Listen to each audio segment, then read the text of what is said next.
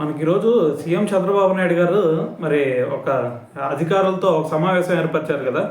So దాంట్లో ఏం మాట్లాడారు, మరి ఏదైతే హామీ ఉందో సో పేద ప్రజలకి మరి ఇల్లు కట్టిస్తామని చెప్పేసి, దాని తర్వాత వాళ్ళకి స్థలాలు అరేంజ్ చేయాలని చెప్పేసి సో దీని గురించి అయితే మాట్లాడటం జరిగిందనమాట.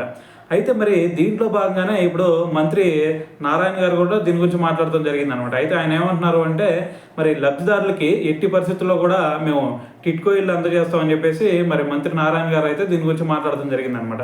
అయితే దాంతోపాటు ఇంకొక విషయం తీసుకొస్తుంది ఏంటంటే, ఆయన మరి గత ప్రభుత్వం చేసిన అవకతవకల వల్ల ఇప్పుడు ప్రజలు చూసుకుంటే గందరగోళం ఏర్పడింది.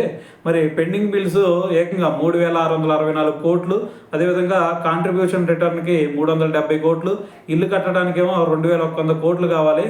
మరి 83,072 ఇల్లు రెడీ, ప్రస్తుతానికైతే రెడీగా ఉన్నాయి. మరి సంక్రాంతికి మరో 1,00,000 ఇల్లు అయితే మిగిలినవి, 1,00,000 ఇల్లులు, దాంతోపాటు మిగిలినవి వచ్చే మార్చి చివరి నాటికి పూర్తి చేయాలని చెప్పేసి సీఎం ఆదేశించారని చెప్పేసి ఆయన అయితే దీని గురించి తెలియజేయడం జరిగిందనమాట.